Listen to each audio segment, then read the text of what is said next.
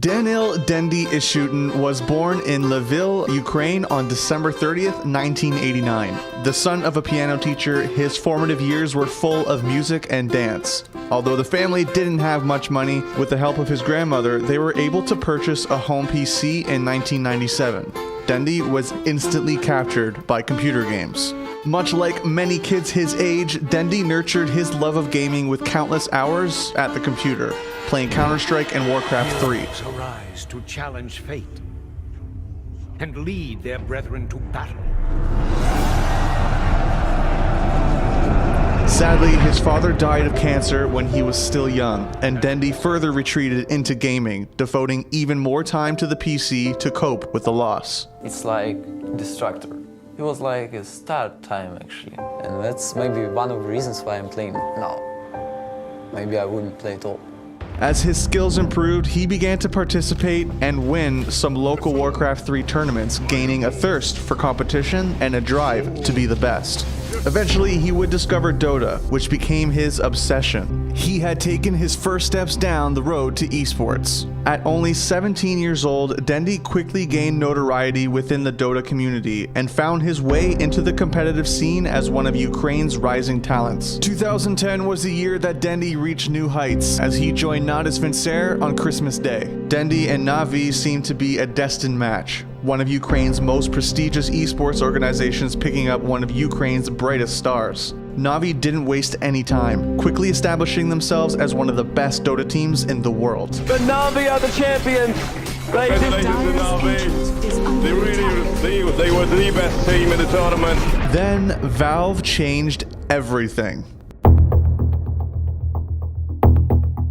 The Dota scene was abuzz upon the announcement of Dota 2 and the first ever international to be held during Gamescom 2011. Speculation ran rampant. With Valve at the helm, the possibilities were endless, and a rumored prize pool of $50,000 was more than enough to send the community into a frenzy. Then the news came. 16 teams fighting for $1.6 million, the largest prize pool in esports history. For most Dota fans and players, it was a mind-blowing amount of money, and for Dendi and Navi, it could be life-changing. Already one of the strongest teams in Dota, Navi received an invite to TI. But with so much on the line and every single one of the best teams from around the world there to compete, the road wasn't going to be easy. Oh, we're having fun. We trying to relax. We're trying to scare our opponent. Mind games, mind games. Dendi and Navi only dropped one game the entire event. But Navi are the champions! Congratulations to Navi. They were the best team in the tournament. When the dust had settled, Navi had overcome teams from Russia, Denmark, Singapore, China, and more to claim the prize. And there was no doubt that they had earned their title as the best Dota team in the world. The money and prestige catapulted Dendi even further into the spotlight, making him a worldwide sensation and a community favorite. Aside from fans loving his goofy demeanor, Dendi cemented his reputation as an elite player with tremendous individual skill and innovative picks and builds. He pioneered the build of Force Staff and Blink Dagger on, well, just about every hero, and his signature Pudge is legendary to this day. Battery assault. There's a hook! Dendi showing up just at the southbound San Sheng with the Dragon Claw. He became firmly established as not only the face of Navi, but of the Dota 2 scene. With his Dota 2 career off to a flying start, Dendi didn't slow down even for a second. Looks of it, that is going to be GG. So we'll leave the guys here. You can see the end scoreboard as well. Just so much fun for Navi. Just everything going their way. Navi and Dendi's dominance in the first full year of Dota 2 was without question. 5 premier tournament wins leading into the International 2012 marked them as a clear contender to defend their title. At the tournament itself, Dendi and Navi got off to a mediocre start, only managing a record of 8-6 in the group stage. However, when it came to the main event, Navi didn't disappoint. Now we have a second best of 3 going the distance between DK and the defending champions, Navi. And the entirety of DK is down, and that is a rampage for Abed, and the good games come out. I think this is probably going to be the most entertaining match of the day. I mean, we've got, again, Na'Vi. I feel like Na'Vi are on pace to play just a series of amazing matches. They took on DK yesterday, as we talked about, a phenomenal series. Now they're going to be taking on IG, arguably a better team. Can Na'Vi bring the magic again 2 days in a row? Even in desperate moments, they pulled off now iconic plays like the play to keep hope alive and fight their way to the grand finals. Na'Vi, this is a team, they have a lot of resilience. They're the original champs of Dota 2, and if anybody can come back from this, it's got to be Na'Vi. Who leads the way? I believe it should be Zoe. They're going to cut for the shorter path. They storm up the river. Patience from Zoe, waiting in the wings. Na'Vi is about to be caught. Oh, there's the sleep, the surge. He catches everyone. Oh, this could be a total disaster. Vacuum in. Ravage got everyone. The black hole as well. Light of Abed turns it around. Ravage as well. Stolen by Dendi. Are you kidding me? They turn it around. 4 heroes dead. 5 heroes dead. Chuan trying to survive. Chuan's gonna go down. Puppy talked about the Naga counter. It's Light of Heaven with his BKB. They turn it around. I don't even know how they're gonna do it. Standing ovation from the crowd. The last tower will be going down. And I think Dendi dazzled on Rubik, Puck, and Queen of Pain throughout the event, building his legacy of big performances. However, Na'Vi would eventually lose 3-1 to the Chinese powerhouse Invictus Gaming in the grand final. 3's dead. GG's called. GG is called. IG is your champion. They're going home with a million. Undeterred by the result, Dendi continued to help make 2012 the year of Na'Vi, as the team won 6 more tournaments in the final 3 months. However, a new year called for a new look on Na'Vi. Ars Art and Light of Heaven left early in 2013, replaced by young talent Funnick and Dendi's former KS International teammate, Kuroki. The revamped roster got off to a rocky start, putting up a mixed bag of results. The main obstacle to Na'Vi in 2013 was the rise of legitimate threats to their dominance in the European and CIS scenes. While China had primarily been Na'Vi's main competition until then, teams such as Fnatic EU, Empire, and Alliance, the latter of whom would forge a dramatic rivalry with Na'Vi over the course of the year, emerged to push Na'Vi harder than ever. Central to Na'Vi's strategy was the consistent play of Dendi, who, despite the roster change, was still a very strong player and was a dominant 1v1 laner. Oh, max range finds her and gonna notch his first kill of the game. However, surging talent such as Mushi and S4 challenged and even surpassed Dendi, further placing strain on Na'Vi's usual game plan. Despite all these new obstacles, Na'Vi eventually found their feet towards the back half of the year and entered into TI3, winning 3 premier events in a row. Once again, Na'Vi looked set to prove that when push came to shove, they were still a force to be reckoned with when it came to the international. Mentally though, I think Na'Vi is still ahead because of their success in the past. Yeah, they definitely seem very comfortable right now. And Na'Vi, I don't think they're going to be too shaky. You have to remember, Na'Vi over in 2013 finished 12 tournaments so far, and 10 of them are first place. Na'Vi topped their group and ran the upper bracket all the way to the UB finals, where they ran up against their dreaded rival, the nearly unstoppable Alliance. And with these kills, there it is! GG! Alliance puts together a 2-0 blanking of Na'Vi. After dropping that series 2-0 and falling into the lower bracket where they narrowly overcame the red-hot underdog Orange Esports Club, Na'Vi earned their second shot at Alliance in the grand finals. It all comes down to this. $2 million on the table. The rivalry, already intense enough to earn the moniker of Dota's El Clasico, here came to its ultimate conclusion, and the series has gone down in history as one of the best in Dota 2's illustrious history. The series got closer and closer as it went on, leading to the now legendary Game 5. It's Game 5 of a best-of-5 Alliance versus Na'Vi. $2 million at stake. Puppy's gonna find a mid, but isn't Puppy who gets caught, or mid, but S4 just walked into a gang party. Here's your relocate, here we go. Oh, Black Hole's still ready to go. The Kuroki's dropping low. Oh my god, hit so hard. But both trying to find a kill. Meanwhile, Dendi trying to focus on S4. S4 dies again. The relocate goes back out. Loda says, where's my bus home? Where's the bus? Because Dendi is dropping big mill strikes.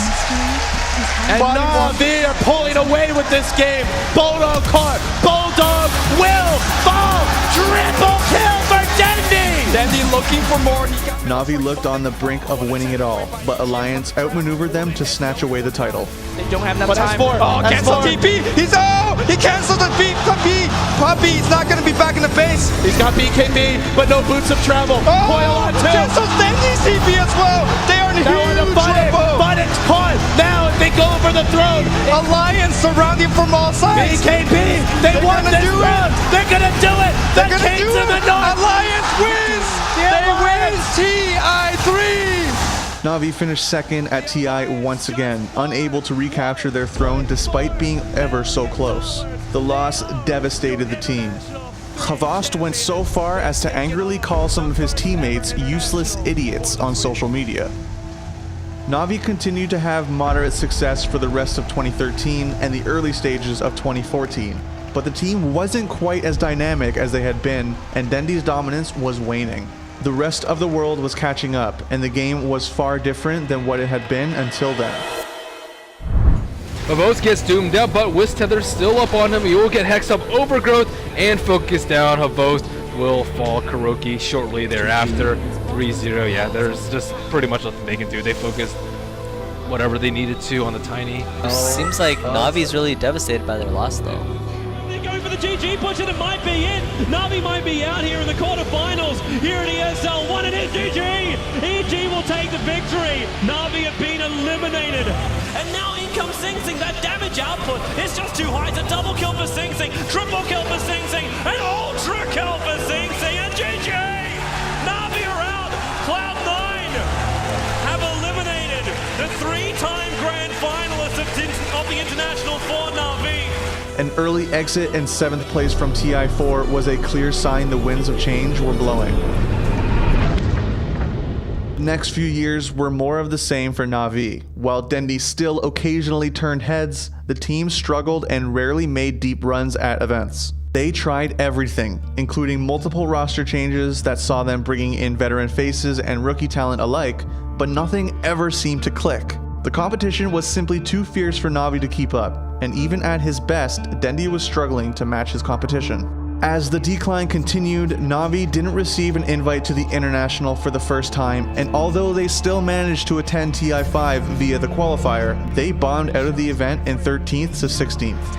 This is effectively Okay, here we go. BKB Pod looking for Super, straight in onto the SF. The pistol blade drop. Can they kill him? Super getting low. He's down. They lost Super.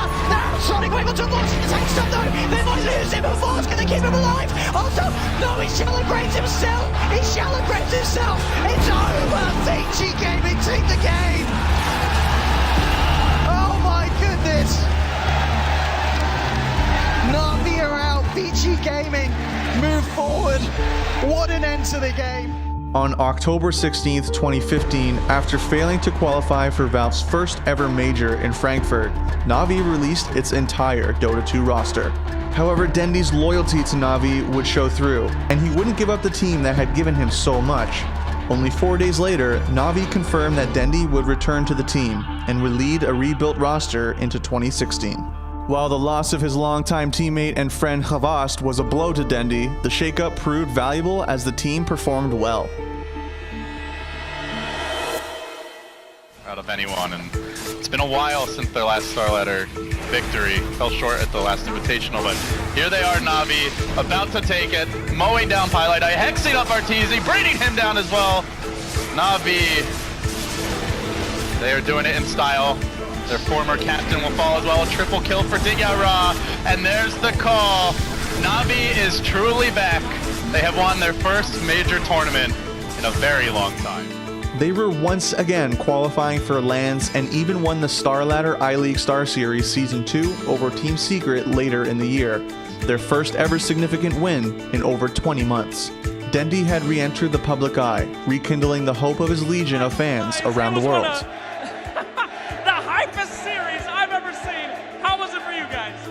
a better showing at the Manila Major 2016 was encouraging. Down, already bought the gem, doesn't have the buyback. Loda buys back, but he only crushes Seneko, and it feels like this is how it ends for Alliance. Not with a bang. This is a whimper. This is ugly. Even a Sunstrike massacring Alliance, running them down. This is not family friendly at all, and there it is. GG. You give Na'Vi every last one of their signature heroes. But a flop at TI6 was another dent in the legacy of what had once been one of the most successful TI performers of all time. For them to get from behind, they're going to try and pop Matumba Man as fast as possible, but disruption! Oh no, the save, and Matumba Man is back out with half HP. Still has a Song of Siren. Aren't they going to be able to get this kill? Oh, they're just going to reset this fight. Bada with the BKB exorcisms him out. Matumba Man will give himself some space, and Na'Vi gonna have to dig themselves out of a hole here. Vintage Rod trying to get some distance with the Hurricane Peck. Not gonna be the case. Seneko is gonna be able to survive for only a second extra. General, the only one to escape, but he too will fall as Na'Vi call it. The end to the game and the end of their run here at TI. While the recent history of Dendi may be one of struggle, uncertainty, and disappointment, it's also one of unflinching loyalty, dedication, and passion. From the glory days until today, Dendi has never lost his determination, his drive, or his smile. No matter the roster around him, no matter the situation, Dendi pours his all into every game, even more than 10 years after his competitive debut. This is what makes him a Dota legend, and thankfully, his story is far from over.